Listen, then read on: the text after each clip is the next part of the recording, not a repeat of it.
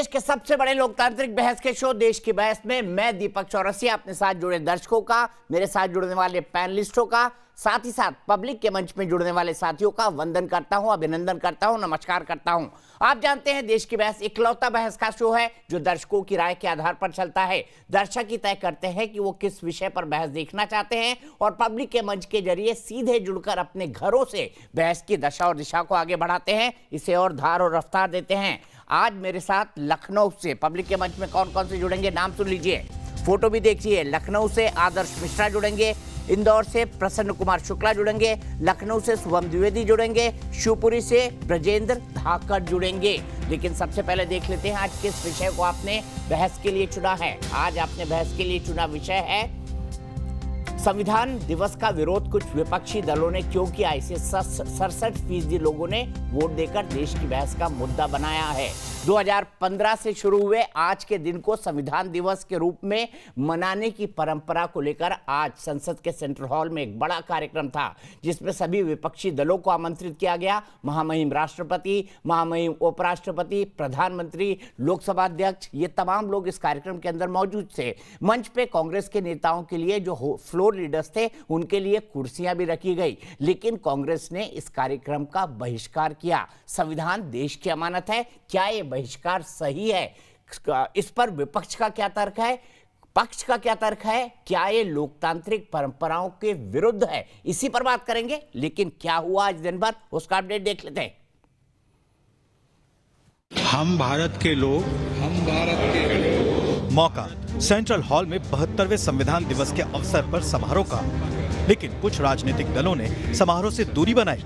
ऐसे में प्रधानमंत्री नरेंद्र मोदी ने नेशन फर्स्ट की भावना को सर्वोपरि बताते हुए विपक्षियों पर निशाना साधा। आज के संदर्भ में देखें तो पता नहीं संविधान का एक पेज भी हम पूरा कर पाते, क्योंकि नेशन फर्स्ट कालक्रम से राजनीति ने उस पर इतना प्रभाव पैदा कर दिया है कि देश हित भी कभी कभी पीछे छूट जाता है। जो दल स्वयं लोकतांत्रिक कैरेक्टर खो चुके हो वो लोकतंत्र की रक्षा कैसे कर सकते हैं? हालांकि विपक्ष ने बताया कि क्यों इस समारोह से उन्होंने दूरी बनाई। देश के प्रजातंत्र को, संविधान को जब हम सेलिब्रेट करें, उसका जश्न मनाएं, उसमें शामिल ना किया जाना केवल एक औपचारिक निमंत्रण, वो भी बैठने का समारोह के अंदर, वो स्वीकार्य नहीं है। पीएम मोदी ने भ्रष्टाचारियों और परिवारवाद की राजनीति पर भी करारा प्रहार किया। योग्यता के आधार पर जनता के आशीर्वाद से किसी परिवार से एक से अधिक लोग राजनीति में जाएं, इससे पार्टी परिवारवादी नहीं बन जाती है। लेकिन जो पार्टी पीढ़ी दर पीढ़ी एक ही परिवार चलाता रहे, पार्टी की सारी व्यवस्था परिवारों के पास रहे, वो लोकतंत्र, स्वस्थ लोकतंत्र के लिए सबसे बड़ा संकट होता है। लेकिन विपक्ष ने सरकार से फिर सवाल किए। एक आम सहमति बना के देश के कानून बनते हैं। इस सरकार ने उस प्रक्रिया को दरकिनार कर दिया। जिस तरह के लोग सत्ता में हैं आज, वो कब क्या फैसला लेने कोई नहीं जानता। पीएम मोदी ने साफ कहा कि ये कार्यक्रम किसी पीएम, राजनीतिक दल या सरकार का नहीं था, बल्कि संविधान के रचयिताओं को नमन करने और कर्तव्यों का पालन करने के लिए है। देश की बहस में चर्चा है कि आधुनिक गीता यानी संविधान समारोह को लेकर सियासत क्यों हुई। और इसी से जुड़ा हमारा देश की बहस में सवाल है, क्या संविधान दिवस समारोह का विरोध करना सही है? आप हाँ या ना में जवाब दे सकते हैं। आप हमारी वेबसाइट पर जा सकते हैं, आप हमारे मोबाइल ऐप पर जा सकते हैं, आप हमारे ट्विटर हैंडल से वोट कर सकते हैं, आप हमारे फेसबुक पेज पर भी वोट कर सकते हैं। कार्यक्रम के बारे में कोई राय है, सुझाव है, आप शो में शामिल होना चाहते हैं तो 9711002266 पर व्हाट्सएप करें। मैं आपको ये भी बता दूं कि कार्यक्रम के अंत में देश के बहस के दर्शकों की क्या राय है ये हम आपको बताते हैं। सीधे अपने बड़े पैनल को इंट्रोड्यूस करूंगा। मेरे साथ वरिष्ठ पत्रकार और मेरे मित्र आशुतोष जुड़े हुए हैं। मेरे साथ भारतीय जनता पार्टी की राष्ट्रीय प्रवक्ता शाजिया इल्मी जी जुड़े हुई हैं। मेरे साथ लेफ्ट के नेता विवेक श्रीवास्तव जी जुड़े हुए हैं। मेरे साथ कांग्रेस के नेता चरण सिंह सापरा साहब जुड़े हुए हैं। सापरा साहब, क्या संविधान दिवस का विरोध उचित था आज के दिन? अगर यह कार्यक्रम संसद का था तो आपका क्या तर्क है?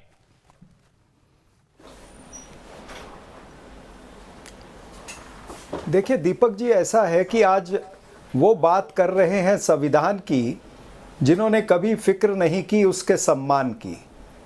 ये आज का दिन जो था संविधान दिन, ये निश्चित रूप से एक बहुत बड़ा पर्व है। इसको पर्व को सबने मनाना चाहिए, लेकिन इस पर्व के अंदर लोकतांत्रिक प्रक्रिया ये होती है कि पक्ष और विपक्ष, यानी सत्ताधारी पक्ष और विपक्ष, ये दोनों की सक्रियता पूरी तरह से रहनी चाहिए, वो दिखनी भी चाहिए। हुआ क्या, 2 साल पहले भी कांग्रेस पार्टी और अनेक विपक्षी पार्टियों ने मोदी जी की सरकार से कहा था कि ये पर्व मनाने के लिए सभी लोगों की वहाँ पर सक्रियता चाहिए, आप मात्र विपक्ष को दर्शक बना करके वहाँ पर मत रखिए। लेकिन 2 साल के बाद जब आज फिर उस पर्व को मनाने का दिन आया तो मात्र यही हुआ कि एक इनविटेशन भेज दिया गया, एक फॉर्मेलिटी पूरी कर दी कि आप आइए और आप दर्शक बन के बैठिए। ये कोई लोकतांत्रिक प्रक्रिया नहीं है। डॉक्टर बाबा साहब अम्बेडकर जी ने जो संविधान बनाया, उन्होंने विपक्ष की भूमिका को और ज़्यादा मजबूत और ज़्यादा पुख्ता करने का उसमें प्रयास किया, ताकि विपक्ष जो है वो सत्ताधारियों पर नज़र रखेगा और लोकतंत्र प्रणाली के अंदर जो निर्णय लेने हैं वो अच्छे और सच्चे निर्णय होंगे। लेकिन जो लोग आज संविधान की बात करते हैं, उन्होंने दुर्भाग्यपूर्ण चीज़ें हैं कि आज उन्होंने जो भाषण भी किया है वो खुद को या उनकी पार्टी को सूट होने वाला भाषण किया है। उन्होंने कोई ऐसी बात नहीं कही जिससे एक बड़ा मैसेज देश में जाता हो संविधान के प्रति, या इस संवैधानिक प्रक्रिया को आगे किस तरह से ये देश ले जाएगा। तो दुख की बात यह है कि आज भी इतने अच्छे दिन पर और ये पर्व मनाने के दिन पर भी नरेंद्र मोदी जी और उनकी सरकार ने राजनीति करने का प्रयास किया, विपक्ष को मात्र दर्शक बना करके रखने का प्रयास किया।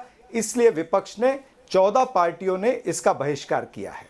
शाहज़ाद आलमी जी, अगर ये संविधान दिवस है, पूरे संसद का कार्यक्रम है, तो उतनी ही भागीदारी विपक्ष की होनी चाहिए जितनी सत्ता पक्ष की। उनका कहना है कि ना तो आपने भागीदारी दी, ना ही आपने सम्मान दिया, ना ही बोलने का कोई स्पेस दिया, ना ही कार्यक्रम के बारे में कोई राय मशवरा की। ऐसे में संविधान दिवस मनाने कैसे चले जाते? ये तो एक सरकारी फंक्शन हो गया।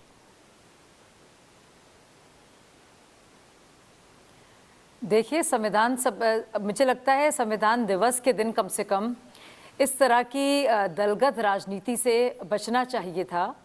और विपक्ष हो, सत्ता पक्ष हो, आज का दिन कम से कम संविधान के प्रति अपनी जिम्मेदारी निभाने का दिन था, बजाय ये देखने के लिए कि आज के दिन भी आप किसी तरह से किसी प्रकार का आंदोलन करें और एक नकारात्मक रवैया दिखाएं। हमारे भाई ने बहुत सारी बातें भी की और उन्होंने कब बताया कि आज के दिन भी प्रधानमंत्री जी ने कोई बड़ा मैसेज नहीं दिया। मुझे लगता है कि आज के दिन अगर उन्होंने सुना होता हमारे और अपने देश के प्रधानमंत्री का भाषण, तो शायद उनका सीना गदगद होता सुनकर सारी बातें, और जो इतने महत्वपूर्ण बिंदुओं पर उन्होंने ध्यान हमारा गौर किया है, गौर फरमाया है। तो और वो अगर आप सुन रहे होते तो सच में आपको फक्र होता, और आप, मुझे लगता नहीं है कि आपको हिस्सेदारी किसी चीज की मिलती ऐसे है। पूरा आप उसका भाषण हिस्सा सुना है, है, ध्यान से सुना है। मुझे आप उसका हिस्सा हैं। और नहीं तो मैं आपको सुना देती हूँ। अगर बेटियों की बातें हो रही हैं, अगर देश में गरीबों के लिए खाने की व्यवस्था की बातें हो रही हैं, जेंडर इक्वालिटी की बातें हो रही हैं, और संविधान को जो एक किताब देश में सबको जोड़ती है और उसकी महत्व की बात हो रही है और उसकी अहमियत की बात प्रधानमंत्री बार बार कर रहे हैं और बता रहे हैं कि कॉलोनियल माइंडसेट से, ये मानसिकता से, जो दास मानसिकता से हमें कैसे लड़ना चाहिए मिलकर, उससे आप बताइए उसमें आपको क्या दलगत राजनीति नजर आती है? अगर राष्ट्रनीति की बात हो रही है तो उसमें आपको राजनीति क्यों नजर आती है? क्योंकि आपके अंदर इतना ज़्यादा एक संकीर्ण रवैया है और इतनी नफरत है कि आपने संविधान का दिन भी समर्पित कर दिया एक बहुत ही खुदगर्ज किस्म की राजनीति के लिए, और वो दिन आपने बहिष्कार किया, बजाय ये कि आप ये दिन मनाते देश के लिए, संविधान के लिए, और प्रधानमंत्री क्या किसी भी पार्टी के होते, आप मिलकर इस पूरे जो जश्न हमारा देश का है, आप उसमें उसका हिस्सा बनते। लेकिन आपने नहीं, ऐसा नहीं किया। आज के दिन भी आपने नकारात्मक राजनीति की और बताया कि आप किसी भी तरह से, आपने जो बात कही है उसका जवाब चरण सिंह सापरा से क्विकली ले लेते हैं। चरण सिंह सापरा साहब, मेरा बड़ा सीधा सवाल है, और सीधा सवाल ये है, उनका कहना है कि हम तो राष्ट्र नीति की बात कर रहे थे, इसमें राजनीति की तो कहीं कोई बात ही नहीं थी। क्या एग्री करती हैं शाजिया के तर्क से आप? नहीं, क्या राष्ट्र नीति भारतवर्ष की या डॉक्टर बाबा साहब अंबेडकर ने यह कहा है कि आप संविधान के प्रावधान जो हैं उसको तार तार करके और किसानों के जो 3 काले बिल आप पार्लियामेंट में लाए थे बिना चर्चा के, उस तरह से क्या संविधान हमारा इजाजत देता है? अभी इन्होंने लड़कियों की बच्चियों की बात की, तो ये बता दें कि हाथरस में और उन्नाव में जब हम बच्चियों का बलात्कार हुआ तो सारी भारतीय जनता पार्टी बीजेपी के नेताओं को संरक्षण देने में क्यों खड़ी थी? किसानों की हत्या जब लखीमपुर खीरी में हुई, किस तरह से कार के नीचे गृह राज्य मंत्री जो है उनके बेटे ने रोन दिया, तो सारी बीजेपी जो है उसको संरक्षण देने में रुकी थी। क्या ये संवैधानिक प्रक्रिया है? संविधान को आपने हर जगह पर तार तार किया है। क्या प्रधानमंत्री ये बोल सकते थे कि महंगाई किस तरह से बढ़ी है और किस तरह से वो महंगाई को कम करेंगे? इस पर प्रधानमंत्री ने क्यों नहीं भाषण किया? प्रधानमंत्री ने इस पर भाषण क्यों नहीं किया कि देश के अंदर रोजगार कैसे बढ़ेगा, जो बेरोजगारी की दर है वो कैसे कम होगी? क्या डॉक्टर बाबा साहब अंबेडकर ने मना किया था नरेंद्र मोदी जी को इन विषयों पर बात करने के लिए? तो जो विषय, जो महत्व के विषय हैं, जो मुद्दे जरूरी हैं, उन मुद्दों पर चर्चा न करके मात्र वो मुद्दे, आप बताइए, किसी भी संविधान दिवस में आपने कहा, आपने कभी कहा संविधान दिवस में कांग्रेस पार्टी ने एक गौरवपूर्ण भ्रष्टाचार नहीं करेगी? राजनीति करना चाहते हैं। डॉक्टर बाबा साहब अंबेडकर के संविधान को आपने तार तार किया हमेशा। 78 ऑर्डिनेंस आप लेकर के आए हो पिछले 7 वर्षों के अंदर, ये भी एक आपका रिकॉर्ड है। तो आपने जो संविधानिक प्रक्रिया है, जो पार्लियामेंट्री प्रोसीजर है, डॉक्टर बाबा साहब अंबेडकर द्वारा जो प्रोसीजर लिखा गया है, उस प्रोसीजर को हमेशा बाईपास किया है। उस प्रोसीजर को हमेशा तोड़ मरोड़ कर आपने ऑर्डिनेंस लाए हैं। तो किसी भी संवैधानिक प्रक्रिया को तो आपने फॉलो नहीं किया है। अब उसी संविधान का सम्मान करने की बात करते हैं। आप तो मनुस्मृति लाना चाहते हैं। संविधान में आपका विश्वास कहाँ है? संविधान को तो आप बदलना भी चाहते हैं। संविधान में तो संशोधन ये आरएसएस की मांग रही है। ये बताइए कि आरएसएस की मांग नहीं रही क्या संविधान में संशोधन करने की? तो ये तमाम सारी चीजें हैं। आपने हर समय पर भारतीय जनता पार्टी ने और आरएसएस ने संविधान का अपमान किया है, और आज घड़ियाली आंसू बहाने से कोई फायदा नहीं होगा। देश की जनता जानती है कि नरेंद्र मोदी और भारतीय जनता पार्टी घड़ियाली आंसू बहा करके सिंपैथी लेना चाहती है। क्या आप घड़ियाली आंसू बहा रहे थे संविधान सभा के भाषण में? बताइए शाजिया, फिर मैं बाकी पैनलिस्ट के पास जाऊंगा।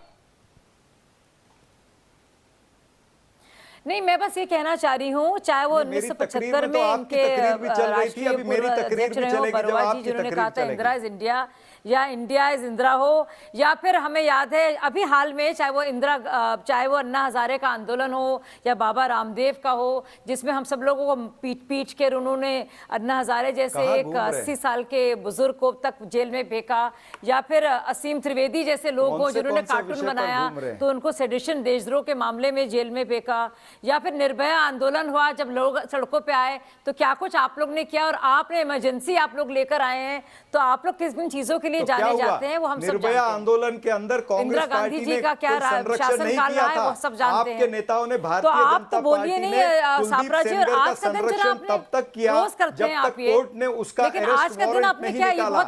ये भारतीय जनता पार्टी का चाल चरित्र और चेहरा है। आप लोग बलात्कारियों के साथ खड़े रहते हैं। आप लोगों ने दोनों ने ओपनिंग आर्गुमेंट रख दिए हैं। जनता पार्टी खड़ी रहती है। सापरा जी, आपने और शाजिया दोनों ने ओपनिंग आर्गुमेंट्स रख दिए हैं। सीधे आशुतोष के पास चलता हूं, फिर विवेक जी के पास। मृत्युंजय जी भी मेरे साथ जुड़ गए हैं, अवनीश अवस्थी जी भी मेरे साथ जुड़ गए हैं। आशुतोष, क्या संविधान दिवस का विरोध उचित है? नहीं, मुझे लगता है लोकतंत्र के अंदर अगर कोई आदमी अपना विरोध दर्ज कराना चाहता है तो ये उसको कौन रोक सकता है? ये तो भारत का संविधान ही उसको इस बात की इजाजत देता है कि आप गांधीवादी तरीके से, अहिंसावादी तरीके से आप अपना विरोध दर्ज करा सकते हैं। तो अगर विपक्ष ने अपना विरोध दर्ज कराया है तो उसमें आपत्ति क्यों होनी चाहिए? और क्यों हर बात में इस बात को कहा जाना चाहिए कि आप संविधान दिवस पर ऐसा क्यों कर रहे हैं?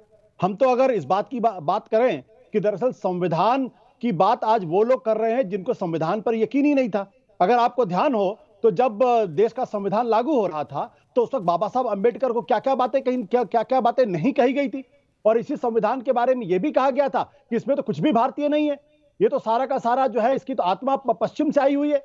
और यहां तक कहा गया था भारतीय तिरंगे को लेकर, ये कहा गया था इसमें तो तीन तिरंगे हैं, और जाहिर सी बात है ये अपशकुन है और भारत कभी इसको एक्सेप्ट नहीं करेगा। आज अगर, और यही कारण था कि जब आरएसएस के ऊपर बैन लगा तो सरदार वल्लभ भाई पटेल ने गुरु गोलवलकर जी को कहा कि आपको भारत के संविधान में आस्था व्यक्त करनी पड़ेगी और हिंदुस्तान के तिरंगे को सलाम करना पड़ेगा। तो अब आज की तारीख में सबको मालूम है कि आप हिंदुस्तान के संविधान की अवमानना स्पष्ट तौर पर करके आप इस देश में शासन नहीं कर सकते हैं। तो जाहिर सी बात है आप संविधान की बात कर रहे हैं, लेकिन क्या यह सच्चाई नहीं है किसी संविधान में को पूरी तरीके से बदलने के लिए कितने प्रयास हुए हैं? और अटल बिहारी वाजपेयी के जमाने में बाकायदा कमीशन बना हुआ था। तो ये कहना कि आप संविधान दिवस के ऊपर आप विरोध दर्ज नहीं कराइए, मुझे लगता है इससे ज्यादा अलोकतांत्रिक बात कुछ नहीं हो सकती है। विपक्ष हो चाहे सत्ता पक्ष हो, दोनों को अपनी बात रखने का अधिकार है। क्या वाकई आरएसएस का संविधान पर कोई भरोसा नहीं है जो आरोप आशुतोष लगा रहे हैं? आशुतोष जी तो आरोप लगाते ही रहते हैं। आशुतोष जी को तो ये भी ठीक लगता है कि 26 जनवरी के दिन, गणतंत्र दिवस के दिन रेल भवन के सामने जाकर के पटरियों पे सो जाओ रात को, वो भी उनको संवैधानिक लगता है। गणतंत्र दिवस के दिन ये सारा उनको करना होता है। उनको वो भी अच्छा लगता है कि गणतंत्र दिवस के दिन 300 पुलिस कर्मियों को मारो, एक पुलिस जो ट्रैक्टर से अपने उलट जाए उसको कहो कि पुलिस की गोली से मारा गया, ये भी सच लगता है। ये सब कुछ लगता है कि कहना अभिव्यक्ति की आजादी है। महत्वपूर्ण बात यह है दीपक जी, बात 26 जनवरी 26 नवंबर, इससे पहले तो शायद किसी को मालूम भी नहीं था।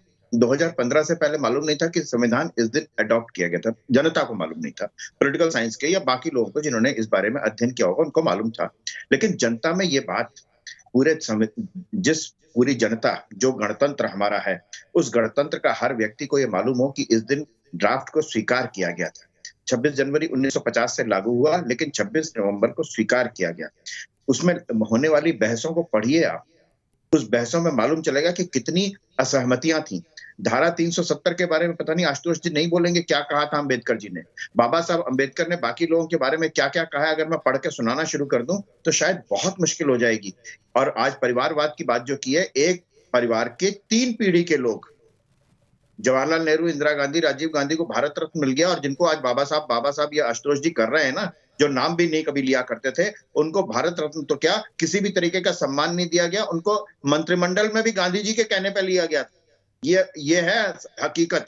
अगर मैं गांधी जी और अगर नेहरू जी और के विचार बाबा साहब के बारे में जो सबको मालूम है, बाकी लोगों को अगर वो पत्र व्यवहार बाकी दिखा दूंगा जो सार्वजनिक है, तो शायद आशुतोष जी को अपनी बात वापस लेने चलेगा। और श्रीपाद अमृत डांगे जो कम्युनिस्ट पार्टी के थे, वो तो सामने उतर के आई थे जब मुंबई से इलेक्शन लड़े, बॉम्बे से जब अंबेडकर साहब इलेक्शन लड़े तो श्रीपाद डांगे ने कहा था चाहे कुछ हो जाए मैं इसको अंबेडकर साहब को नहीं जीतने दूंगा। और ये मैं मानता हूं कि अंबेडकर साहब भी कम्युनिज्म के उतने ही विरोधी थे, कम्युनिस्टों के उतने ही विरोधी थे। उन्होंने कार्ल मार्क्स और बुद्ध एक निबंध लिखा है बाकायदा, जिसमें उन्होंने कहा है कि कम्युनिस्टों को बटर मक्खन और डबल रोटी खाना और शाम को कुछ पीना और फिल्म देखना, इसके अलावा कोई काम नहीं उनका, मजदूरों से, गरीबों से कोई लेना देना नहीं है। मैं मानता हूं कि अंबेडकर साहब ने भी कम्युनिस्टों के बारे में यही लिखा है, जिसमें एसएफआई वगैरह के जिस काम किया होगा, आशुतोष ने जब काम किया तो उनको मालूम होगा कि अंबेडकर साहब यही बोलते थे उनके बारे में। तो ये विरोध कोई नया नहीं है। लेकिन बात सिर्फ इतनी सी थी कि संसद जो लोकतंत्र का मंदिर है, जहां पर सब लोग बैठते, पक्ष भी बैठता, विपक्ष भी बैठता है, ये किसी पार्टी का कार्यक्रम नहीं था। भारतीय संविधान की शपथ लेते हैं सब लोग। ये कहें कि फला व्यक्ति शपथ दिलाएगा, फला व्यक्ति का पार्टी है, राष्ट्रपति तो मैं शपथ नहीं लूंगा संविधान की, तो बात नहीं हुई ना। बात संविधान की है, बात पार्टी की नहीं है, बात पार्टी के कार्यक्रम की नहीं है। और बाकायदा वहां पे कांग्रेस पार्टी को बुलाया गया था मंच पर, जहां तक मेरी सूचना है कांग्रेसी विपक्ष के नेताओं की बैठने की जगह भी सुनिश्चित की गई थी। वास्तविकता ये है। लेकिन जिसको विरोध करना है, और सब पूरी देश की जनता देख रही है, ठीक है कि अगर कोई अच्छी बात भी कही जाए तो उसका भी विरोध करना है। बहुत वक्त बचा हुआ है अवनीश जी, मैं पहले विवेक के पास चलूंगा, फिर मृत्युंजय तिवारी जी के पास। विवेक जी मुझे बताइए, बाबा साहब अम्बेडकर के क्या ये विचार थे कम्युनिस्टों के बारे में? जी, सुनकर अच्छा लगा आपको?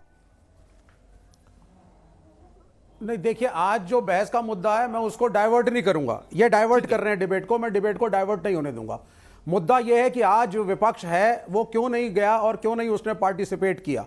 ये इसका क्या रीजन है? इसका रीजन ये है कि 2014 से जब से मोदी साहब की सरकार आई है, आरएसएस के एजेंडा को जो इंप्लीमेंट किया जाता है वो भारत के कॉन्स्टिट्यूशन को मानते ही नहीं है। कोई भी बिल जो ये सरकार लाई है उसमें विपक्ष का पार्टिसिपेशन नहीं रहा है। चाहे वो 370 का हटाना हो, चाहे वो फार्मर्स का बिल हो जो काले कानून लाए हैं बुलडोज किया गया, चाहे वो 4 लेबर कानून कोड जो ये लाए हैं उसकी बात हम करें, एक भी, या चाइना का इंट्रूजन हो इंडिया में। ऑपोजिशन पार्टीज को पाकिस्तानी कहा जाता है, चाइनीज टूज कहा जाता है, हमें एंटी नेशनल कहा जाता है, हमें कहा जाता है कि हम तो इस देश के हैं ही नहीं साहब। और अगर इस देश के अंदर किसी का कॉपीराइट है राष्ट्रवाद पे और देश प्रेम पे तो भारतीय जनता पार्टी का है। तो ये एक नई चीज है जो 2014 से शुरू हुई है। दूसरी चीज, कॉन्स्टिट्यूशन डे मनाने से कॉन्स्टिट्यूशन नहीं आता। कॉन्स्टिट्यूशन को फॉलो नहीं, सुनिए आप, कॉन्स्टिट्यूशन को नहीं सुनिए आप सर, ये तो रोड डिबेट्स में होता है, दुनिया देखती है, हमारे पास जो कमेंट्स आते हैं हमें मालूम है। दूसरी बात, कॉन्स्टिट्यूशन डे मना करके आप कुछ खास नहीं कर रहे हैं। क्या आप कॉन्स्टिट्यूशन में बिलीव करके उसको लागू करना चाहते हैं? क्या आप अंबेडकर के कॉन्स्टिट्यूशन को मानते हैं? सीएए की जब बात हुई थी तो हमने इसी कॉन्स्टिट्यूशन का हवाला दिया था। आपके सारे bill basic Ethos of constitution के खिलाफ हैं। अरे ऑर्डिनेंस भी कॉन्स्टिट्यूशन का एक हिस्सा है भाई। इंटरप्ट नहीं करते, आप मुझे बोलने दीजिए। कॉन्स्टिट्यूशन का एक हिस्सा है। ये जो बिल सीए आया था तो हमने कहा था, हमने सर बुलडोज करके लाया हुआ बिल, और अगर इससे है तो माफी ना मांगे प्रधानमंत्री, शर्मिंदगी होनी चाहिए। आप एक बात बताइए, एक तानाशाह के रूप में प्रधानमंत्री टेलीविजन पे आकर के बोलते हैं मैं बिल वापस ले रहा हूं, और कैबिनेट के लोगों को नहीं मालूम है। प्रधानमंत्री बिना कैबिनेट में बात किए आते हैं, कहते हैं नोटबंदी हो गई, और कैबिनेट को नहीं मालूम है। तो आप विपक्ष की तो छोड़िए, क्या भारतीय जनता पार्टी की सरकार के अंदर कॉन्स्टिट्यूशनल तरीके से काम हो रहा है या 1 मैन या 2 मैन शो चल रहा है? ये सीटें लगवा करके अगर आप कांग्रेस और कम्युनिस्टों को कहते हैं कि आइए साहब कॉन्स्टिट्यूशन डे मनाया जा रहा है, तो इस कॉन्स्टिट्यूशन डे को मनाने निरर्थक है। आज जंतर मंतर पे इकट्ठा हुए थे सारे ट्रेड यूनियन फेडरेशन और किसान नेता, और कहा कॉन्स्टिट्यूशन डे यहां मनाओ। वहां है अगली संविधान। जब किसानों ने कहा था असली पार्लियामेंट सिंघू बॉर्डर पे लगाएंगे, तो वहां है संविधान। संविधान में सबका विश्वास है, लेकिन भारतीय जनता पार्टी और आरएसएस का विश्वास मनुस्मृति में है, हिंदू राष्ट्र में है, जिसमें मुसलमानों को सेकंड ग्रेड सिटीजन बनाया जाए। एक काल्पनिक 5000 साल पुरानी संस्कृति को आप थोपना चाहते हैं जो अवैज्ञानिक है। इसके खिलाफ हमारा दिशा रवि जैसे बच्चों को आप अरेस्ट करते हैं, जेएनयू के छात्रों पे केस डालते हैं, जामिया के बच्चों पे आप केस डालते हैं, दिल्ली रॉयट की चार्जशीट आपकी बायस्ड होती है। कहां है आपका कॉन्स्टिट्यूशन? एक अघोषित आपातकाल है जिसके अंदर बोलने की आजादी एक लिमिट के आगे नहीं है। सीबीआई का मिसयूज, मैं इसका जवाब लूंगा। आज आपने पूरी भड़ास निकाल दी है विवेक जी, मुझे अच्छा लग रहा है, आज आपने पूरी भड़ास निकाल दी है। मैं आऊंगा, इसका जवाब शाजिया से लूंगा। अवनीश जी भी हाथ उठा रहे हैं, लेकिन उससे पहले आदर्श मिश्रा लखनऊ से मेरे एक दर्शक। आदर्श, क्या कहेंगे? क्या आपको लगता है बहिष्कार उचित था या अनुचित? दीपक जी राम राम। पहले तो बाकी कहना ये चाहूंगा, बहिष्कार का मतलब क्या है कि देखिए बेसिक कोऑपरेशन होना चाहिए। एक वो होता है, बेसिक पैनल होता है कि इनविटेशन आया है आपको किसी अच्छी चीज के लिए तो आप जाइए। और संविधान दिवस था, मोदी जी ने 2015 में इसको दुनिया को बताया कि हाँ 26 नवंबर को इस दिन इम्प्लीमेंट ऐसे हुआ था। तो ये सब चीजें एक बताई गई दुनिया को कि हाँ हमारे यहाँ भी एक संविधान को इस दिन मान्यता मिली है, ये मिली, वो जो भी चीजें हुई, तो इन सबको अगर किया गया अच्छे से, वहां संविधान की शपथ ली गई है, वहां इवन अगर इतनी इज्जत दी जा रही है कि कांग्रेस के लोगों के लिए स्पेसिफिक जगह दी गई है, सब कुछ किया, तो एक जाना चाहिए, ऐसे बहिष्कार तो नहीं करना चाहिए। दूसरी बात, अगर बहिष्कार की बात है तो बहिष्कार कर भी वो रहे जिनको संविधान पे खुद ही आस्था नहीं है, जिन्होंने आपका ये वो इमरजेंसी लगा के कई ऐसी चीजें करी थी जो कि असंवैधानिक थी। तो अगर ये बोले जाए कि ठीक है आदर्श, मैं आप ही की बात को मृत्युंजय तिवारी जी के पास ले जाता हूं, क्योंकि आपने ठीक उसी तर्ज पे बात बोली है जो अवनीश जी और शाजिया कह रहे हैं और जो एक वर्ग कह रहा है सत्ता पक्ष का। मृत्युंजय तिवारी जी, मैं आपसे जानना चाहूंगा, आपका एक तो सबसे पहले क्या बहिष्कार का फैसला उचित था, बताइए। देखिए दीपक जी, ये बहिष्कार का फैसला बिल्कुल ही उचित था। जिन लोगों ने संविधान की धज्जी उड़ा दी है, जिन लोगों ने संविधान और लोकतंत्र को तार तार किया है, वो संविधान दिवस के दिन आप संविधान की शपथ ले रहे हैं, संविधान दिवस मना रहे हैं आदरणीय प्रधानमंत्री जी, और राजनीतिक भाषण उसमें कर रहे हैं। जिस सरकार में विपक्ष का सम्मान नहीं हो, विपक्ष भी सरकार का अंग होता है, वहां पर जाकर के आपके पास संविधान दिवस जाकर के सारा विपक्ष मनाएगा, तो सब लोग, जो लोग संविधान को खुद ही तार तार कर रहे हैं, संविधान को ताक पर रखकर सब काम कर रहे हैं, उसके साथ फिर क्या संविधान दिवस मनाना? इसलिए दीपक जी, आज भी आपने देखा 5 राज्यों के चुनाव होने वाले हैं, उसको ही देखते हुए आज आदरणीय प्रधानमंत्री जी भाषण कर रहे थे, जिस परिवारवाद की बात ये कर रहे थे। मैं पूछना चाहता हूं, क्या बीजेपी में परिवारवाद नहीं है? लोकतंत्र में जनता जनार्दन है, जनता के आशीर्वाद से जिसे जनता चुनती है वो सत्ता में आती है। लेकिन आदरणीय प्रधानमंत्री जी पहले अपने गिरेबान में झांकते, सामने आईना रख लेते तो पता चल जाता राजनाथ सिंह जी के बेटे वरुण गांधी, मेनका गांधी, वसुंधरा राजे, कल्याण सिंह जी के लंबी फहरिस्त है। तो वहां परिवारवाद उनको नहीं दिख रहा है। लेकिन आप चूंकि उत्तर प्रदेश में चुनाव है तो आप परिवारवाद पर बात कर रहे हैं। ठीक है, मैं तकरीर पर बात करूंगा। क्या प्रधानमंत्री की स्पीच संविधान दिवस के दिन के लिए थी या एक पॉलिटिकल तकरीर थी, जो पॉइंट विपक्षी दल उठा रहे हैं? लेकिन शाजिया, आपके ऊपर सबसे बड़ा आरोप कि आप संविधान और संवैधानिक व्यवस्थाओं को विवेक जी के तर्ज पर बुलडोज करके अपना शासन चला रहे हैं और मृत्युंजय जी के हिसाब से तार तार कर रहे हैं। आप क्या कहेंगे उनके इन आरोपों पर? देखिए, मुझे लगता है कि कहने को इंसान कुछ भी कह सकता है और प्रोपेगेंडा के तौर पर ये भी उनका एक ख्याल अच्छा है। लेकिन किस तरह से मुसलमान सेकंड रेट सिटीजन बन रहे हैं आज तक कोई बता नहीं पाया। आज तक ये लोग ये नहीं बता पाए कि किस तरह से CAA, जिसके खिलाफ ये लोग बहुत बात कर रहे थे, बाकायदा शाहीन बाग में बुजुर्ग नानियां और दादियां को लेकर आए, वाकई में उसका मुसलमान, भारत के मुसलमानों से क्या ताल्लुक था, आज तक कोई बता नहीं पाया। आज तक बता भी नहीं पाए। NRC की मुखालफत कर रहे थे बड़े लोग आकर, लेकिन NRC का ड्राफ्ट क्या है ये तक बेचारे बता नहीं पाए, क्योंकि ड्राफ्ट था भी नहीं। तो इतना ज्यादा, मतलब मैं बता तो रही हूँ आपको ना कि काल्पनिक तौर पर इतने ज्यादा इन लोगों को मजबूरन तौर पर कल्पना का साथ देना पड़ रहा है, क्योंकि तथ्य के तौर पर और तर्क के तौर पर कुछ है नहीं। तो इनको कल्पना का साथ आ रहा है। बोलने दीजिए भाई साहब, नहीं ये ना कीजिए, एक एक करके नहीं आप चुप हो जाइए भाई साहब। नहीं, कोई कल्पना नहीं है। जब जेल में बच्चे डाले जाते हैं तो सुन लीजिए ना प्लीज, विवेक जी सुन लीजिए। अच्छी बात चल रही है, बढ़िया बात चल रही है, सब अपने टर्न पर बोल रहे हैं। शाजिया को सुन लीजिए, उसके बाद मैं आप ही के पास आ रहा हूँ। शाजिया बोलिए। हाँ बिल्कुल, आप ही की बात। तो आज तक बता नहीं पाए बेचारे भाई साहब ये, और सब लोग जो थे सब इकट्ठा जो कर रहे थे कि कैसे भारतीय मुसलमान जो हैं सेकंड हैंड सिटीजन्स बन रहे हैं, क्या अत्याचार हो रहा है। बल्कि ये आज जवाब दें कि इतना टाइम क्यों लगा। 70% जो मुसलमान बच्चियां थी, क्योंकि मुसलमानों की बहुत बातें होती हैं कि उनको सेकंड रेट सिटीजन बताया जा रहा है, तो 70% जो ड्रॉप आउट रेट था, यानी कि स्कूल जाने वाली बच्चियां प्राइमरी लेवल, प्राथमिक लेवल और सेकेंडरी लेवल पे, मैं आपको बता दूं मोदी जी के कार्यकाल के दौरान 7 सालों में वो 70% से घटकर वो आंकड़ा हो गया है 30%, यानी कि 40% मुस्लिम बच्चियां ज़्यादा पढ़ रही हैं। ये होता है एक किसी भी कम्युनिटी का या देश के में जो ऑप्रेस कम्युनिटीज़ हैं उनका उत्थान। तो जिनको वोट बैंक की तरह इस्तेमाल किया ना, उनका वाकई में अपलिफ्टमेंट हुआ है। तो इस कार्यकाल में हुआ है, ये होता है काम भाई साहब। ठीक है, मैं चरण सिंह सापरा साहब के पास चलता हूं, उनको जाना भी है। एक आखिरी सवाल चरण सिंह सापरा से। सापरा साहब, और एक और बात, नहीं एक और बात मुझे करनी है, CAA के आप और झूठ पर झूठ और प्रोपेगेंडा से कुछ नहीं होने वाला है। आज प्रधानमंत्री ने क्या कहा? प्रधानमंत्री ने कहा संकट शक्ति पैदा हुई है। आप आज यहाँ टीवी पे बोल दीजिए कि हिंदू राष्ट्र गलत कॉन्सेप्ट है, हमें उससे लड़ने की जरूरत है। आप बोल दीजिए नाथूराम गोडसे भी गलत थे। उसमें आप दोनों चीजें बोलिए आज आप टेलीविजन के ऊपर। आपको तकरीरें ही करनी है, पुरानी रिकॉर्डिंग मत बजाइए ना विवेक भाई, आज पुरानी रिकॉर्डिंग मत बजाइए। चरण सिंह सापरा साहब, मेरा सीधा सवाल है। प्रधानमंत्री ने आज अपने भाषण के दौरान कहा हमारे लिए नेशन फर्स्ट है और कुछ लोगों के लिए परिवार फर्स्ट। इस भाषण को आप किस नजरिए से देखते हैं आज के दिन के हिसाब से?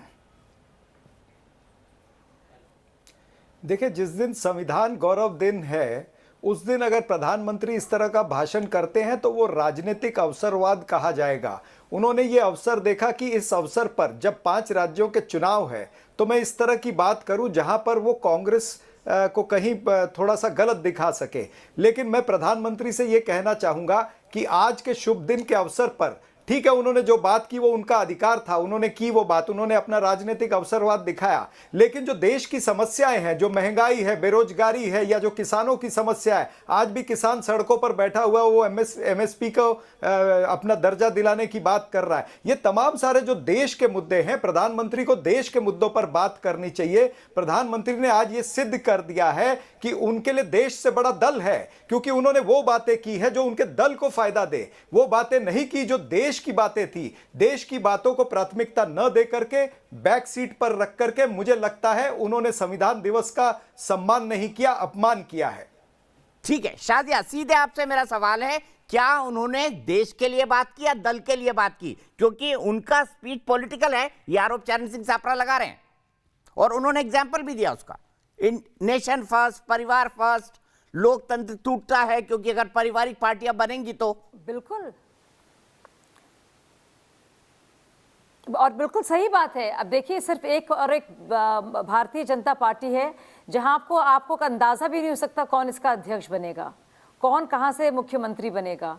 अब प्रधानमंत्री जो है, आप देखिए, आप देखिए, चाहे वो प्राइम मिनिस्टरियल कैंडिडेट हो या चीफ मिनिस्टरियल कैंडिडेट हो या अध्यक्ष हो, हर पार्टी में तय है ये कि वो एक शाही खानदान से आएंगे।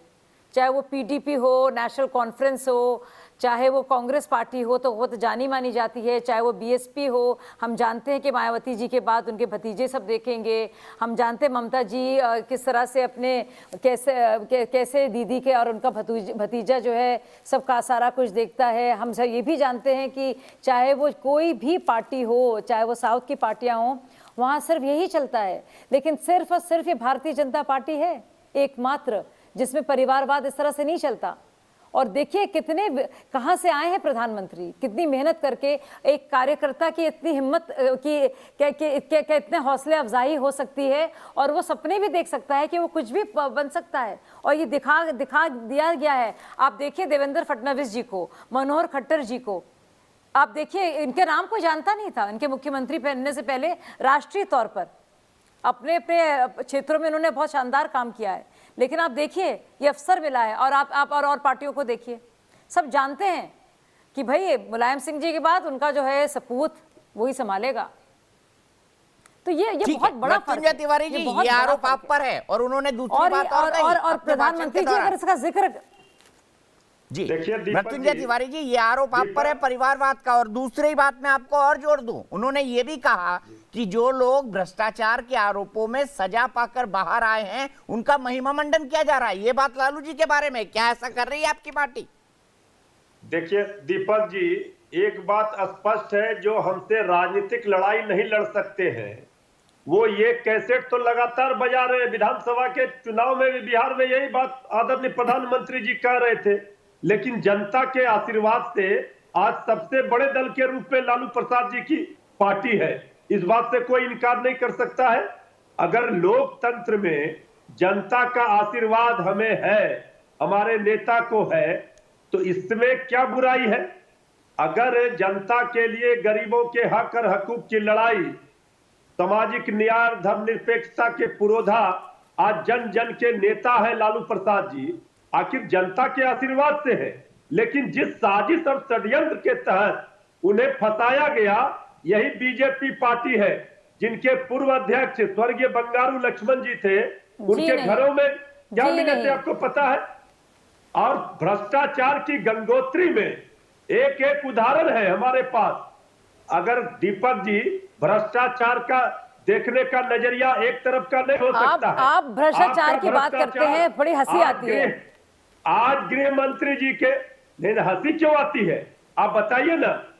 आपका भ्रष्टाचार नहीं है? आप नहीं, मतलब चारा घोटाले के चलते लालू जी जो जेल काट रहे हैं और जेल काट कर आ रहे हैं, उसके लिए आप बात कर रहे हैं। और आप कितने आराम से और कितने फक्र के साथ उनके दोनों बेटे आपस में लड़ रहे हैं, और चाहे उनकी जो अपनी, मतलब मुझे ये आपके हिसाब से ये लोकतंत्र है, आपके ये लोकतांत्रिक है? भारतीय जनता पार्टी कि लालू जी जेल में है और उनके नेता वो अपनी पत्नी को मुख्यमंत्री बना के जाते हैं। आपको लगता है ये लोकतांत्रिक है? लालू प्रसाद जी को अपना आशीर्वाद दे रही है। तो लोकतंत्र में जनता अरे ने भैया फैसला कोर्ट में सुनाएगी। लगाए हैं, आप- कोर्ट में साबित हुए हैं आप तो- चार्ज, आपके पूरा बंगाल कोर्ट में भी- नहीं जनता नहीं आप साबित तो करती है, बंगाल कोर्ट में साबित भी करता है। ईडी, सीबीआई और सबको लगा रहे थे केंद्रीय एजेंसियों को। क्या हो गया? जो लोग उस समय टीएमसी में थे, बीजेपी में आए, ठीक हो गए। जब तक टीएमसी में थे तो वो भ्रष्टाचारी थे, उनके ऊपर सीबीआई, ईडी रेड मार रही थी, और जैसे ही बीजेपी में आ इतना गए, सरलीकरण वो ना ठीक हो कीजिए गए। चीजों का। आज भी नहीं भ्रष्टाचार का इतना सरलीकरण ना कीजिए भाई साहब, इतना सहज रूप से नहीं, इतना भ्रष्टाचार है, याद रखिएगा। नहीं और इसका और अगर लालू जी चारा घोटाले के चलते अगर चार्जेस सबूत और आरोप जो है आरोप साबित हुए, इसका भाजपा से कुछ लेना देना नहीं है, बड़ा आसान है कह देना। जैसे ही आपके साथ चले जाएंगे वो हरिश्चंद्र हो जाएंगे क्या? जब तक आप हमारे पार्टी में लोग रहते हैं जी तो नहीं, सच तो ये है कि आपने हमेशा तो नीतीश सच तो कुमार ये भी है हम कि लोगों के आपने साथ थे। हमेशा आइडेंटिटी, नीतीश इंसान कुमार के भी हम मजहब लोगों के साथ आए को और थे। इंसान के तो उस मजहब समय को नीतीश और कुमार जी उसके तो जात को ठीक है। इस्तेमाल किया है। अब फिर आपके साथ चले गए तो- जात पात की राजनीति मजहब की, जात और पात इसीलिए की बिहार राजनीति दोनों ने अपने अपने पॉइंट रखे, दोनों ने अपने अपने पॉइंट रखे। मैं दर्शक के पास चलता हूं, उनका फैसला लेता हूं, वो क्या सोचते हैं। प्रसन्न कुमार शुक्ला जी क्या कहेंगे आज के बहिष्कार के बारे में? नमस्ते दीपक जी। सर्वप्रथम यह जानने की जरूरत है कि संविधान लागू हुए 72 वर्ष हो गए हैं और हम आजादी का अमृत महोत्सव 75 वर्ष मना रहे हैं, और ऐसे में ये बड़ी विडंबना है कि जो एक देश का संवैधानिक कार्यक्रम था वो किसी दल विशेष का नहीं था, बल्कि सेंट्रल हॉल में आयोजित किए जाने वाला एक ऐतिहासिक कार्यक्रम था। ऐसे कार्यक्रम का बहिष्कार आज हमारे देश की ये विपक्षी दलों की है, जिन हम समाजवादियों की बात कर रहे हैं। क्या राम मनोहर लोहिया और जेपी ने संविधान की रक्षा के लिए सर्वस्व न्यौछावर कर दिया, लेकिन आज उनके तथाकथित अनुयायी 4 वोट के लिए संविधान की पूरे देश का विरोध कर रहे हैं। दूसरी बात यह है कि जब सीएए 370 किसान कानून जैसे कानून संसद में पारित किए गए, उस समय विपक्ष के एक भी सांसद ने इनके विरोध में नहीं बोला। ये लोग हंगामे करते रहे, बेंच तोड़ते रहे, वहां पर कागज फाड़ के फेंकते रहे।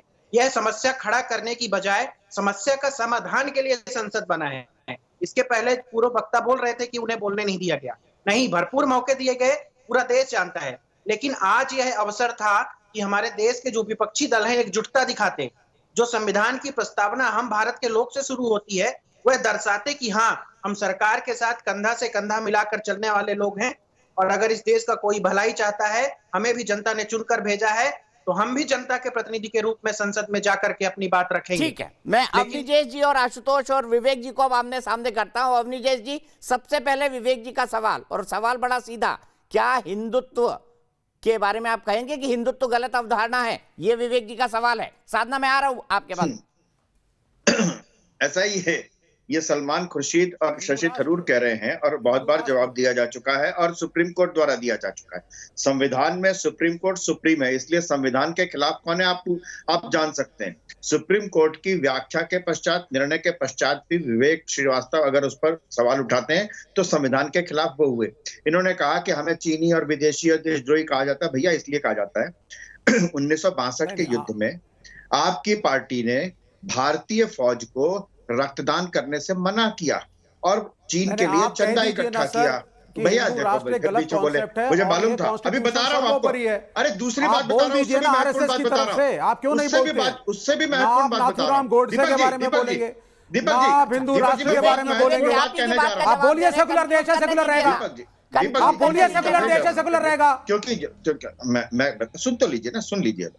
मैं कह रहा हूँ संविधान को मान, सुन तो लीजिए ना। चाहता हूँ ये बोलते हैं देश सेकुलर है, सेकुलर रहेगा, जो हमारे कॉन्स्टिट्यूशन में अम्बेडकर ने लिखा है। अरे सिर्फ एक लाइन आप बोल दीजिए।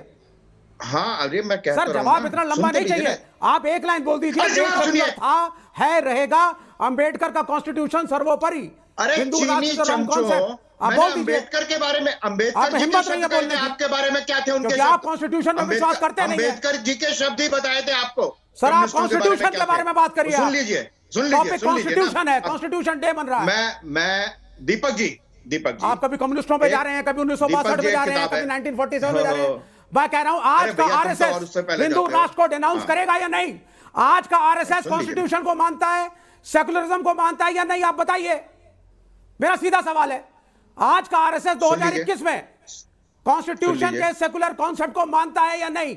और do you believe in Hindu Rashtra where minorities are second grade citizens? बताइए आप मुझे, मैं नहीं जा रहा गोडसे पे भी। 2021 के आरएसएस की नीति बताइए मुझे आप। अब आप चुप हो गए। You believe in a secular India और you don't believe in a secular India? अरे भैया, मुझे मालूम है आप नहीं विश्वास करते हैं उसमें। अरे दीपक इसको चुप करवाइए नहीं। जवाब सुन लीजिए, अब नीचे जवाब दीजिए। ये मॉडरेट कर रहे हैं आप जी? नहीं बोलवाने तो बोलिए। बाबा साहब अंबेडकर ने जो संविधान लिखा था उसमें धर्मनिरपेक्ष और समाजवादी शब्द नहीं था। तब भी वो संविधान धर्मनिरपेक्ष भी था और समाजवादी भी था। है या नहीं? ये देखिए, सेक्युलर देश है या नहीं? मैं क्या ये देश सेकुलर रहेगा या नहीं? दीपक इसको बुलवा लीजिए, मैं चुप हूं, इसको बुलवा लीजिए। सुन लीजिए उनकी बात। चलिए फिर मैं दोनों की इस बहस से निकल रहा हूं। आप दोनों नहीं तो मेरे को मत बुलाया करो। बोलने तो देखो, आपको अगर यही करवा रहा है तो मुझे कृपा करके मत बुलाया करो। एक लाइन पूछी है मैंने इनसे। मैंने कहा कि भारत का संविधान अरे डर के मारे जी सेकुलर है। डरते तुम 1962 में चीन को पैसा देने वाले तुम डरते हो, मैं डरूंगा? आप डर के मारे ऑल दीज इयर्स मैं दीपक जी, मेरा प्रश्न सरल है। अच्छा विवेक जी, आपका सवाल हो गया ना, जवाब तो ले लीजिए, बोलने तो दीजिए, नहीं तो मैं दोनों से हट रहा हूं। ऐसा तो मत करिए, आप दोनों समझदार लोग हैं, मैच्योर लोग हैं। दीपक जी, अगर आपको यही करना है तो मुझे मत बुलाइए फिर। हाँ ना, ठीक है। आपको दोनों को हटाना है तो मत मुझे बुलाइए ना फिर। मैं तो आपके पास नहीं आता हूं ना। मैं ये कह रहा हूं, रुक जाइए, मैं दोनों से बाहर निकल रहा हूं और सीधे आशुतोष के पास जा रहा हूं। आशुतोष, क्या आपको लगा कि आज का भाषण पॉलिटिकल था, जो आरोप विपक्षी पार्टियां लगा रही हैं? प्रधानमंत्री एक पॉलिटिकल आदमी, तो पॉलिटिकल भाषण नहीं देंगे तो क्या भाषण देंगे? प्रधानमंत्री को आज के मौके पे जिस तरीके से उन्होंने भाषण दिया है, अगर आप निकाल के उसको सुनेंगे तो आपको लगेगा कि पूरी तरीके से वो एक राजनीतिक भाषण था और इसमें कोई भी आपत्तिजनक बात नहीं होनी चाहिए। वो एक राजनीतिक व्यक्ति है तो राजनीतिक बात करेंगे, सीधी सी बात। हम क्यों कहें कि पॉलिटिकल भाषण था? पॉलिटिकल भाषण नहीं था। लेकिन अभी जो चर्चा हो रही है, मुझे लगता है कि मैंने तो अवनिजेश जी का नाम एक बार भी नहीं लिया, उन्होंने अपने भाषण में 9 बार मेरा नाम ले लिया, तो बहुत बहुत शुक्रिया उनका कि वो मुझे इतना इंपॉर्टेंस देते हैं और मेरी बातों पर इतना तवज्जो करते हैं। लेकिन बड़ी महत्वपूर्ण सवाल है परिवारवाद को लेकर। अभी बड़ी बड़ी बातें हुई हैं, लेकिन क्या विजय राजे सिंधिया, माधवराव सिंधिया, वसुंधरा राजे सिंधिया, यशोधरा राजे सिंधिया, ज्योतिरादित्य सिंधिया और दुष्यंत सिंधिया, इस बारे में कभी चर्चा होगी कि नहीं चर्चा होगी? राजनाथ सिंह, पंकज सिंह, रमन सिंह, अभिषेक सिंह, प्रेम दुमल, अनुराग ठाकुर, अमित शाह, जय शाह, प्रमोद महाजन, उनकी बेटी मुंडे और उनकी 2 बेटियां, पीयूष गोयल और उनके पिताजी, तो वीरेंद्र भाटिया और उनके बेटे। यहां तो आरएसएस में भी देख लो, मोहन भागवत के पिताजी भी आरएसएस में थे, अच्छे पद पर थे। और एमजे वैद्या के जो बेटे हैं मनमोहन वैद्या, वो भी है। परिवारवाद है कहां? नहीं। जो ये सवाल खड़ा किया जाता है, या तो भारतीय जनता पार्टी आरएसएस अपने संविधान में लिख दे, जो आम आदमी पार्टी ने एक जमाने में अपने संविधान में लिखा था, जिसको वो भूल गई, कि भाई हमारी पार्टी के अंदर एक परिवार से सिर्फ एक आदमी की सदस्य रहेगा और एक ही आदमी चुनाव लड़ेगा, बाकी किसी को मौका नहीं मिलेगा। भारतीय जनता पार्टी ये बात स्पष्ट कर दे तो साफ हो जाएगा कि परिवारवाद में उसको यकीन है या यकीन नहीं है, लेकिन वैसा नहीं करेगी। आशुतोष का आरोप है, उन्होंने उदाहरण दे दिए कि आपकी पार्टी भी पूरी तरह परिवारवादी है। और फिर मैं शासना के पास जाऊंगा क्योंकि सबसे ज्यादा आरोप नहीं, आपने सबको बहुत मौका दिया है, मैं पूरी बात सुन रही हूँ सबकी। नहीं, तो मैं यही बात मैं फिर से रिपीट करूंगी, शायद आशुतोष जी सुन नहीं पाए ना। हाँ, शायद उनको सुनने में दिक्कत हो रही है। मैंने कहा सिर्फ एकमात्र पार्टी भाजपा है जिसमें आप कह नहीं सकते कि इसका अध्यक्ष, इसका leader, chief minister candidate, prime minister candidate होगा, कि पूरी की पूरी पार्टी जो है प्राइवेट कंपनी की तरह या जाती विरासत की तरह होगी, उसकी किसी की होगी। पार्टी के लोग और उनके बेटे और उनकी बेटियां होंगी, लेकिन आप देखिए एक एक करके कौन किस अध्यक्ष के बाद, किसी को आइडिया था या पहले से तय था कि अमित शाह जी के बाद नड्डा जी बनेंगे, या जब अमित शाह बने थे अध्यक्ष उनसे पहले उनके बाद अमित शाह आएंगे? और क्या पहले से कभी तय था कि एक ही पार्टी जो है पूरी तरह से वो उस विरासत की तरह से, एक जाति साम्राज्य की तरह से चलाएगी, एक अपने पूरे उसको, और चाहे जो भी जितना भी मेरिट हो किसी और में, वो कभी चीफ मिनिस्टर कैंडिडेट के रूप में या प्राइम मिनिस्टर के रूप में नहीं सामने आ सकता, सिवाय उस पार्टी के। मैं उसकी बात कर रही हूँ, सिवाय उस परिवार के मैं उसकी बात कर रही थी, तो आपने सुना नहीं। और वो सिर्फ भारतीय जनता पार्टी में है। हाँ, हमारी पार्टी में बहुत से लोग हैं जिनके पिता और उनके घर के लोग एक ही खानदान के हैं और 2 लोग हैं उसमें, वो सही बात है। लेकिन हम बता रहे हैं जैसे कि गांधी परिवार में है, या फिर अखिलेश या मुलायम की पार्टी में है, या फिर और पार्टियों में है, तो मैं उसका जिक्र करी थी। और दूसरी बात, आप कह रहे थे आपका नाम लिया गया, आपका नाम नहीं लिया गया।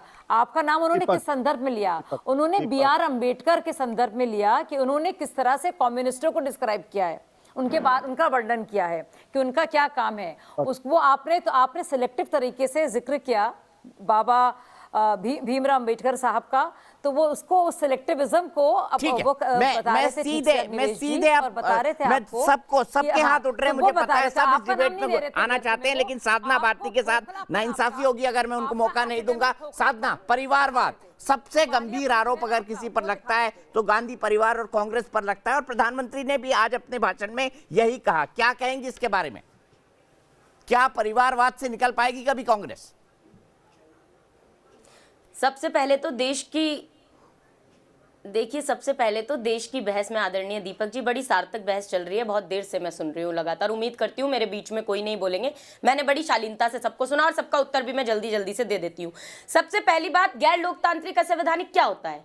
जब संसद गूंगी और शासन बहरा होने लगता है और कलम की आजादी पर भी पहरा होने लगता है, तब अंतर आ ही जाता है शब्दों की परिभाषा में। और साधना भारती सहित देश के किसानों को भी चिल्लाना पड़ जाता है अंगारों की भाषा में, देश की जनता को भी चिल्लाना पड़ जाता है अंगारों की भाषा में। तो आज जब संविधान दिवस का देखिए सम्मान होना चाहिए, हम सब सम्मान करते हैं, लेकिन संविधान दिवस पर मुझे लगता है सबसे पहले तो विपक्ष का ही अपमान किया भाजपाई सत्ता पक्ष ने, जो कि उन्होंने एक फॉर्मल सा इन्विटेशन तो दे दिया, मगर संविधान का सबसे बड़ा अधिकार होता है अभिव्यक्ति की स्वतंत्रता।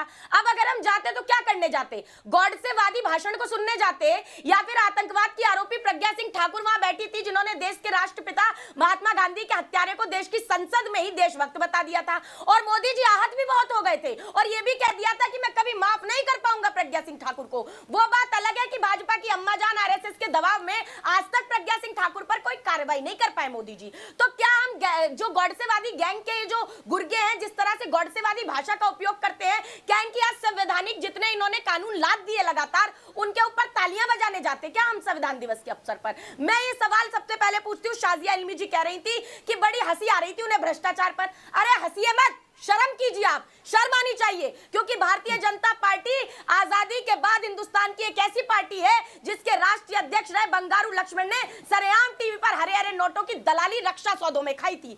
येदियुरप्पा आपकी पार्टी में इतिहास में ऐसे पहले मुख्यमंत्री हुए जो भ्रष्टाचार के मामले में जेल गए। शिवराज सिंह चौहान मध्य प्रदेश के इतिहास में ऐसे पहले मुख्यमंत्री हुए जिनके खिलाफ लोकायुक्त ने स्वयं भ्रष्टाचार के आरोप में FIR दर्ज करने का निर्देश दिलाया। और आप जो हिंदुत्व के ठेकेदार बन जाते हैं, मुझे बस एक सवाल का आज जवाब दे दे शाजिया इल्मी कि उत्तर प्रदेश में आपने संजय निषाद से आपका देखिए, आप एक तो आपका जब चीखना खत्म हो जाए ना, आपका चीखना चिल्लाना जब खत्म हो जाए मैडम, तब मैं बात करूंगी। जब आपका चीखना चिल्लाना, आपका जब चीखना चिल्लाना जब खत्म हो जाएगा ना, तब मैं जवाब दूंगी। शाजिया इल्मी, और शर्म करने का काम कीजिए। चीखिए, दिखाइए आपका क्या है, आपका चरित्र क्या है, दिखाता है।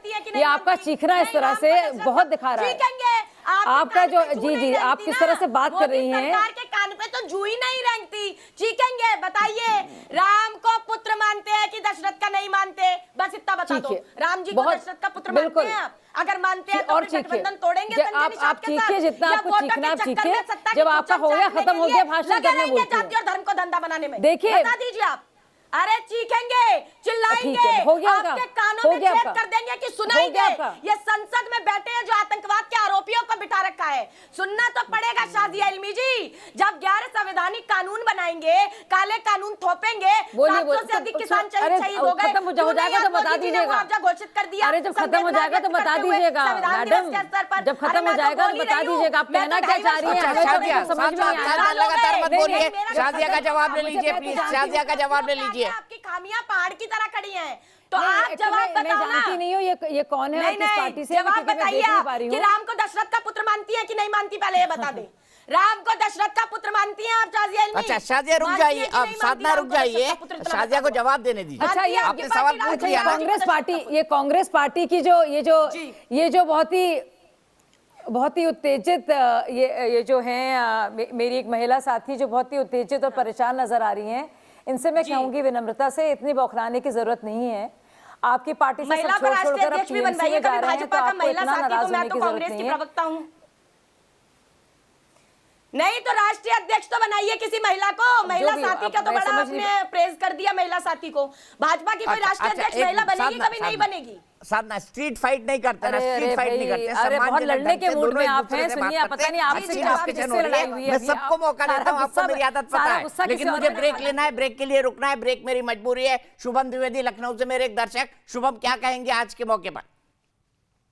जी, सबसे पहले तो दीपक जी जय श्री राम। और मैं ये कहना चाहता हूँ कि आशुतोष जी जो कह रहे थे कि मोदी जी ने कहा है कि परिवारवाद, तो मोदी जी ने परिवारवाद कहा है, लेकिन उन्होंने कहा है कि परिवारवाद गलत नहीं है।